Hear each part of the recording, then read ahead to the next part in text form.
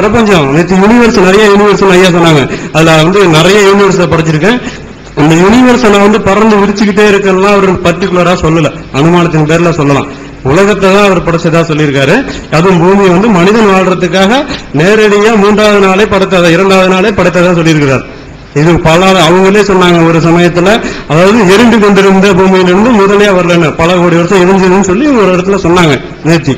அப்ப எரிஞ்சுக்கிட்டு இருந்ததெல்லாம் சொல்லலையே.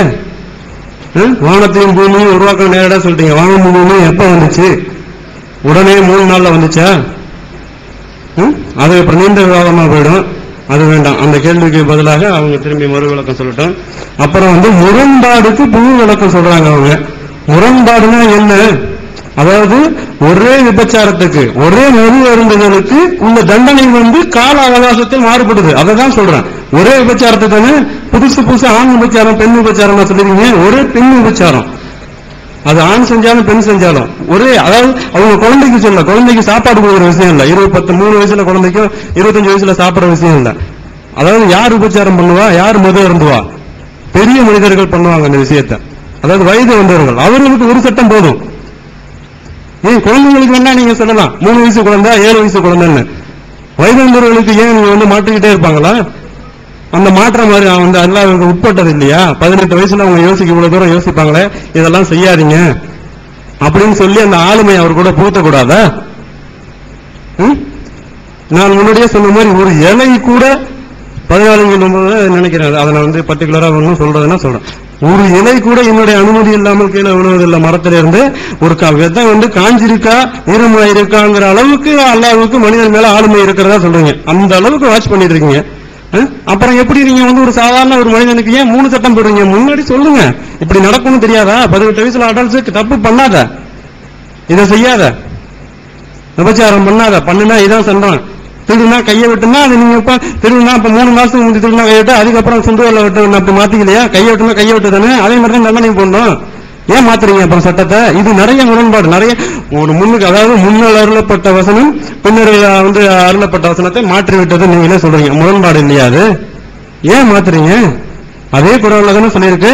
அது ஒரு வசனத்தோட சொல்றோம். அதாவது ஒரு இடத்துல வேதம் என்ன சொல்லியிருக்குன்னா, அதாவது முன்னுரையில நான் வந்து ஒரு விதத்தில் மறந்திருந்தாலோ இல்லது இந்த வசனத்தை மாற்றி இருந்தாலோ இதை விட சிறப்பான வசனம் வந்து அருளப்படுறதுக்கு தான் நாங்க வந்து அதை எடுத்திருக்கோம் அப்படின்னு சொன்னா என்ன, இது ஏன் தெளிவில்லாம இருக்கிற மாதிரி எனக்கு தோணுதுங்க. நான் வந்து மதத்தை சாடுறதுக்கு வரலைங்க. எனக்கு அதுக்கு எனக்கு நிறைய வேலை இருக்கு. அது என்னோட வேலையே இல்லை.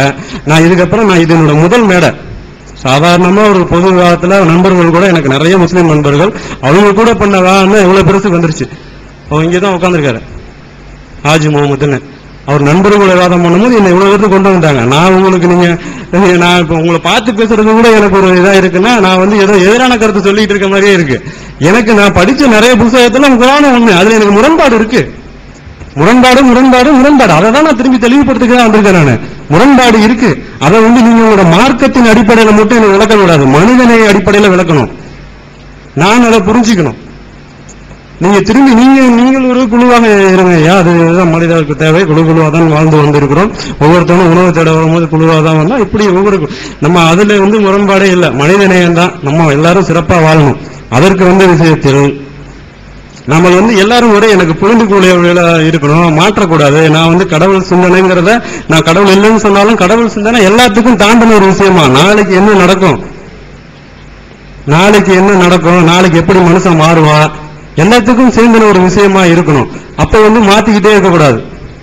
அடிமை விஷயத்திலும் சரி, மற்ற நிறைய விஷயங்கள் முரண்பாடு, படிக்க முரண்பாடாவே இருக்கு.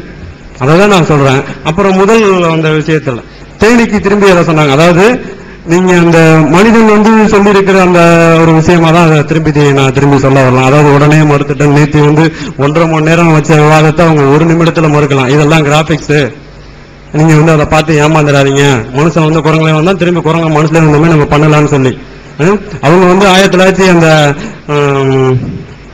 ஹெலன் டார்வின் ஒருத்தர் இதுக்கு முன்னாடி டார்வினுக்கு முன்னாடி இருந்த 1959 வருஷத்துல இருக்கிற ஆதாரத்தை வச்சு சொல்லும் போது 2009 நவீன ஜீனோம் டெக்னாலஜி வரைக்கும் வச்சு சொல்லி ஆராய்ச்சியை இதை நான் என்ன சொன்னா குறுக்கால ஏதோ கோபமா சொன்னதா சொல்றாங்க. என்ன சொல்றேன்னா இதை வந்து நீங்க ஆதாரம் போயின்னா உச்சநீதிமன்றத்தை வழக்கு தொடுங்க. நாங்க வந்து எங்கேருந்து எடுத்தோம் நெட்ல அந்த எந்த விஞ்ஞானி நிரூபிச்சுக்கா நாங்க அவர் மேல வழக்கு தொடுக்கிறோம். எங்களோட அறிவியல் முட்டாளாக்குனதுக்காக அவர் மேல கேஸ் போடுவோம். அதுதானே உண்மையான வாதமா இருக்க முடியும். ஒரே நிமிஷத்துல திரும்பி பார்க்காம மறுக்கிறது எப்படி அறிவியலா இருக்க முடியும்? நான் வாதத்துக்கு வெளியில போயிருந்தாலும் நேற்று வாதத்தை இன்னைக்கு நீங்க சொன்னதுனாலதான் நானும் போற மாதிரி இருக்கு. நம்ம வந்து பெருவெடிப்புன்னா அந்த ஒரே விஷயத்துல இருந்து கடவுள் நீங்க அப்படின்னா ஒரு இடத்துல ஒரு புக்கை வச்சு கண்டுபிடிச்சிருக்கீங்க அப்படின்னா அப்படித்தானே? இதுக்கு முன்னாடி நீங்க வேற எந்த உதாரணத்தை வச்சு கண்டுபிடிச்சீங்க சொன்னீங்க? ஏன் நிரூபிக்கல இதுக்கு முன்னாடி?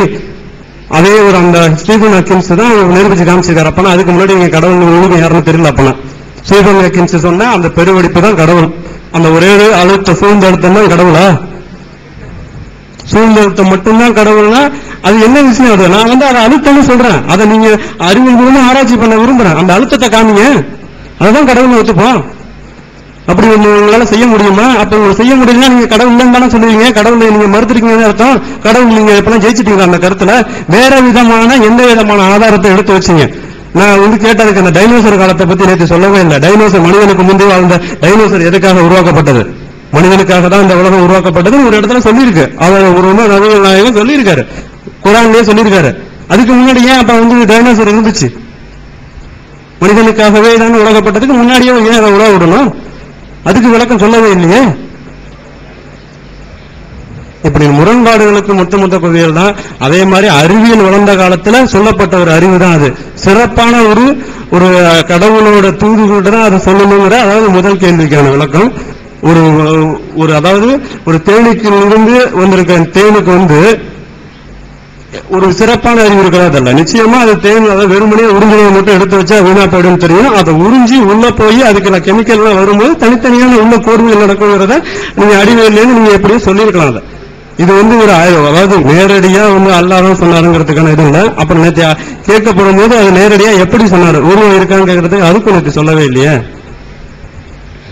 ஓகே ஐயா, அடுத்தது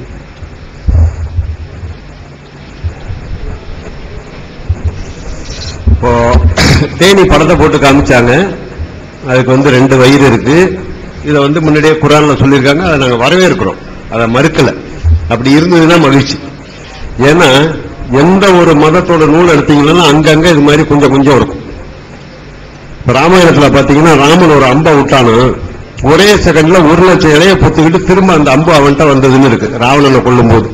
அதுக்கு என்னடான்னு கேட்டா ஏதோ பச்சளை மூலிகையா அந்த அம்பு முனையில கட்டியிருந்தான். அது வந்து திரும்ப அவன்கிட்ட வரதுக்கு இன்னொரு மூலிகை அவன் வில்லுல கட்டியிருந்தான்.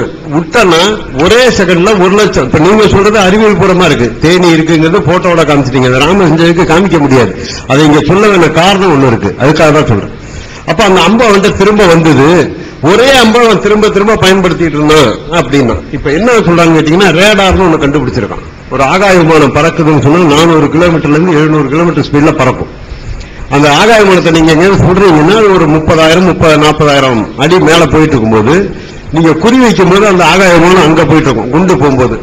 அப்போ அந்த ஆகாய விமானத்தை பின்தொடர்ந்து போய் அந்த குண்டை தாக்குற மாதிரி இப்ப கண்டுபிடிச்சிருக்கான். அதனாலதான் விமானத்தையோ ராக்கெட்டையோ சாதாரணமா வெடிகுண்டு வச்சு வெடிக்கிறான்னு சொன்னா அது எத்தனை கிலோமீட்டர்ல போகுது ஒரு உத்தேச கணக்கு பண்ணி அங்க வரும்போது இங்க விடுவான் குண்டை.